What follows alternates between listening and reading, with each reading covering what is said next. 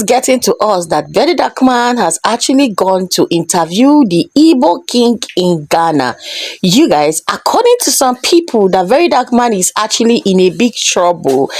Ghana immigration, Ghana police, Ghana IGP is currently looking for Verydarkman. Like currently, Verydarkman is in Ghana. I'm going to be allowing you guys to watch the interview between Verydarkman and the Igbo king in Ghana, because according to a lot of Nigerians, that he is the genesis of all these things. Let me allow you guys to watch this video, but before then, please like this video, subscribe and share. I still remain simply Lilian. Let's check out this video together. So this is going to be a chit chat between me and the Eze Igbo in Ghana. It is to clear a lot of things that is going on online and what we have been hearing. And also, I think I'll be speaking on behalf of a lot of Ghanaians because of the comments I see on social media. So I have a lot of questions to ask. Now, the video recording going on, I don't edit my videos, I just post them direct. And I'll be very, very thorough with answering my question. Thank you very much. So, I want to believe, as a Igbo in Ghana, that you have been seeing what is going on social media, where some persons and some group of people posted a protest saying Nigerians must leave. And somehow, your personality, your position is caught in between all of this. They say, oh, there's one man, is the king in Ghana, trying to take over Ghana, establish a palace where they already have a king. Practically, they are saying you want to take over Ghana. And for this reason, it is threatening the stay and the business of a lot of Nigerians as what they put on the media. Now, this whole thing is just to let Ghanaians know that, okay, this is what it is, this is not what it is. And for our own Nigerians that are in diaspora and in Nigeria. So the first question to you, is it Igbo in Nigeria, is it Igbo in Ghana, I'm sorry, is it Igbo in Ghana, is, are you establishing a palace in Ghana to compete? Or what is your position in Ghana? Let's know your position in Ghana first of all. Thank you very much. Yeah, Verydarkman, you're welcome. By the special grace of God, I was chosen by the Igbo community in Ghana to be the SND Igbo Ghana.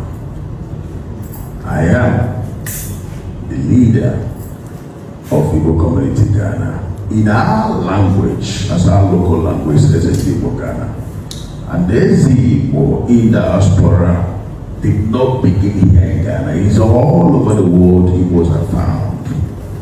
Even in Nigeria, we have in Abuja, we have in Kaduna, we have in Lagos, we have in Benin, even where you're coming from, okay? We have in America, we have in London, we have in Canada, we have in Europe, all in Asia, even in Russia, where there's war going on there. So we have Igbo all over the world, and the purpose of Igbo is for we to preserve our culture, is for we to teach our culture and our tradition to our people, is for we to celebrate our festivals, is for we to bring peace among ourselves, is for we to help ourselves in our businesses to support each other, is for we to make sure there's love among us, and also teach our people the rules and regulations of the countries where we find ourselves, or the state outside the land where we find ourselves. Now, with all these package and many more, these are the purpose of Igbo in diaspora. It's not for political, it's not for a challenge of the host nation or a host state. It is not for the challenge of kings and queens of that land. It's not for challenge of anything, but it is for our own people. Remember, we are 100% Igbos. And most of us are not properly educated because and nature of business. Some people cross the boundaries because they don't know the rules and regulations of the country where we find ourselves. For that reason, the structure of Igbo in the diaspora help to teach our people what they don't know. So you cannot cross your boundaries. Now, me sitting down here, I did not make myself the Igbo Ghana. My people choose me and made me the Igbo of Ghana. And this is my 13 years of this room here. 13 years of hard work, 13 years of struggling, 13 years of peacemaking, 13 years of promotion, and 13 years of bringing the two nations together in terms of culture and tradition. So, sitting down here is not by my power, but the power of the people, but ordained by God. Now, going to your question, my purpose here is not a purpose to challenge the traditional authority of the nation. And I have never, or we have never, the Igbos in Ghana, ever think or had a thought of building a kingdom in Ghana. Nothing like that. We've never had this thought before. We've never even think about it. We've never even acquired any piece of land for kingdom. What we did was exactly what's happening now in Ghana. You were in the market yesterday. I want to help you so that your questions will be brief for you. That's why I'm giving you the nice trick yesterday. You were in the market yesterday. Based on Nigerian shops that were locked in the market. This is exactly what happened in 2013. When President Mahama, a competent president here in Africa and around the world, came into office newly as elected president after the death of his boss, Akamels. That same year of 2013, there was a massive force to Nigerians in the market by Ghana Trade Union, asking Nigerians to leave the market because they were not following the rules and regulations of Ghana that prohibits retail in the market. The rules and regulations are about foreigners to supply to the locals, and the locals will do retail. That is the law. My father in the law, T.D. Joshua, said he should know the root of the problem before he can solve it. That is the law. And when you prohibit the law, or when you did not follow up any law, the law will hold you. Now, that is the law. But we see ourselves that we are West Africans. West African treaty govern and governs every one of us. So believe free goods, free whatever, blah, blah, blah, blah, blah. Border crossing and all that. We see it as an opportunity for we also to go into retail trade. Most of us that started coming here early 30, 40, 20 years ago, we are massively in supply. But I will tell you one thing. Many times, some of those who are supplying, when you supply them, getting your money become a problem. When you supply to the Ghanaians? Some of them, we can say Ghanaians. I don't like the issue that language of plural. Some of them. When you supply them, they don't pay. Sometimes they don't pay. You become frustrated. And some of us try to, make use of the opportunity and go into it ourselves. Now, sorry, I want to break you. Now, if the law says foreigners should not go into retail, and because of this reason you decide to go into retails, that means you are actually. That is why I told you. Remember, I told you that the laws prohibit foreigners not to go into retail. Yes. That's why I told you that you need to know the root cause of the problem. So as long, and I told you that when you break the laws will hold you. So as long as we are concerned, the retail we went into is not supposed to be. But I'm telling you, as a West African sub-region, as West African member states, we believe that we can also have that leniency. So at the end of the day, it is still breaking that law. However, I was thinking that why didn't you people maybe try to look for a way to maybe fix the law to work? That's why I'm trying to help people.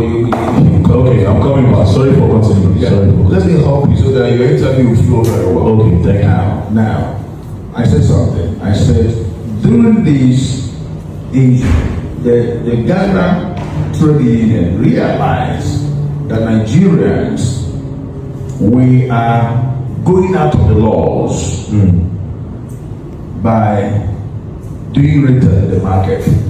But we also see other foreigners retailing, like the Chinese are retailing, the Indians are retailing, some other people. We also use that opportunity. Now, we also see ourselves as West African member states that we can also go in there. Looking at the trade laws of Ghana, that you should have the equity of maybe $1 million. Before it was $300,000 during COVID time. During this time, they moved it to $1 million as equity. You can trade and all of that. But then it's not everybody can afford this. Okay? So if you have $1 million, maybe you like to be in Nigeria to trade and all that. So along this process, our shops were locked. That's 2013. Just your shops or other people that also... These are Nigerians. Just Nigerians. Because you mentioned that other nationalities like the Chinese were... Just Nigerians. Okay. Only Nigerians. 2013. It was massive. You can go to the internet and check it. So along this period, myself and some of our elders, we engaged meetings, several meetings with the Minister for Trade and Industry then. In and out meeting. In one of the meetings, some of the executives advised us, they say, well, take your people, you guys should go and build a mall so that you will move out of the local market and do your trade business in the mall. He made a reference of Accra Mall. Foreigners are there retailing because it's a mall. Because the trade law is talking about local market. But it did not prohibit you not to be in a mall. Then we sat down. What do we do? Then that is how I started thinking, which area can we acquire land for more? Then that is how we thought about Aflawo Road. That's the road we come from. The Ecowas Road, that's the road you can go home from Ghana to Aflawo. That's no go and all that. We'll think about that way. And there is this village called Odningo. From our NGO far back 2007, 2008, we built a school for that village. The king is a friend to us. So we went to him to tell him our vision.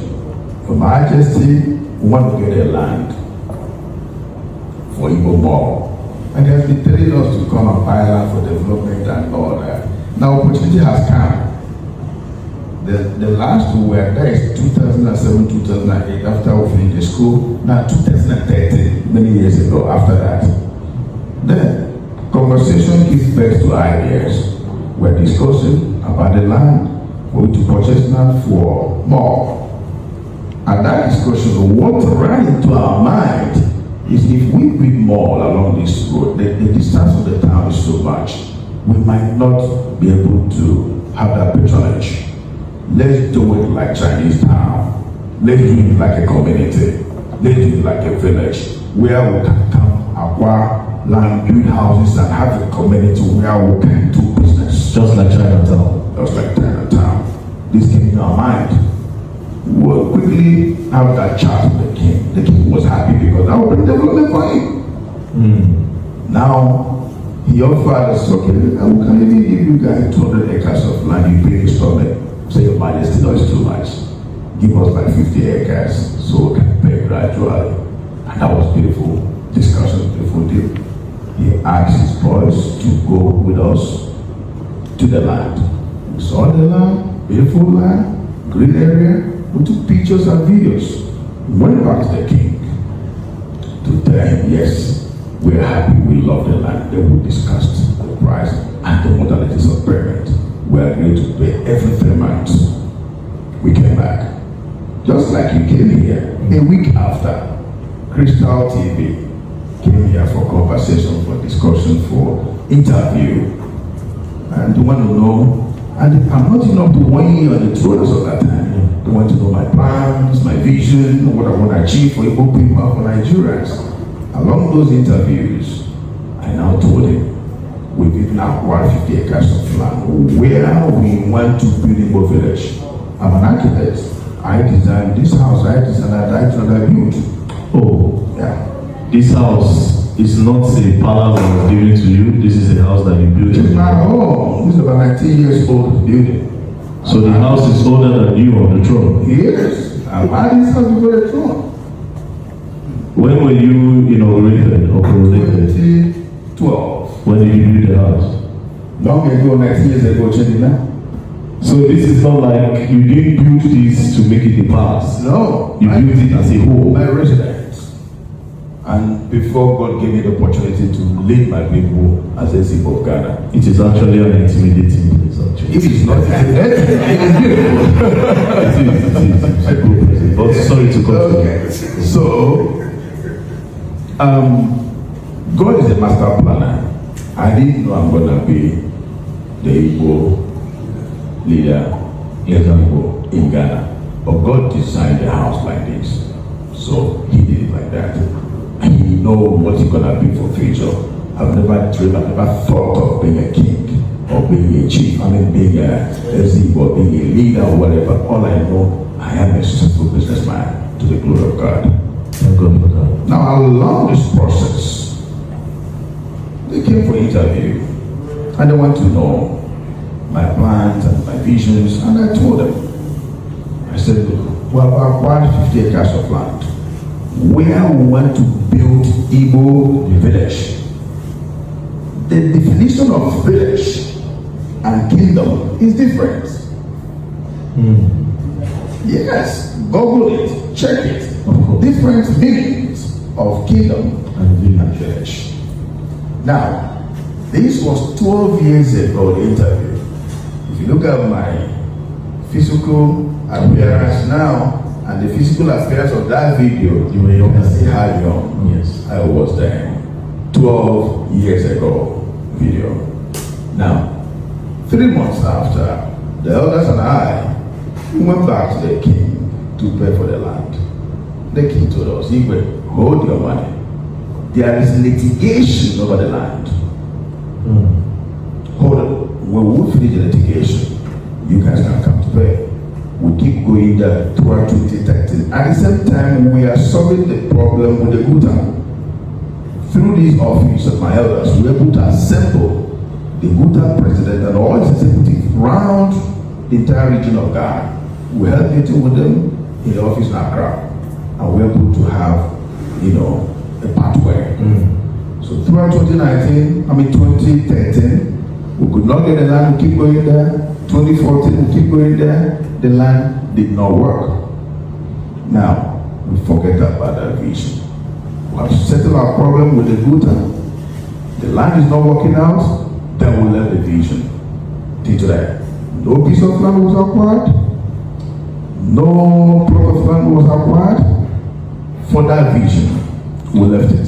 So you say the whole thing of you building a kingdom or a village was something of maybe 12 years ago. It was a dream that later just dissolved on its own. It's a dream, not just me, but the community.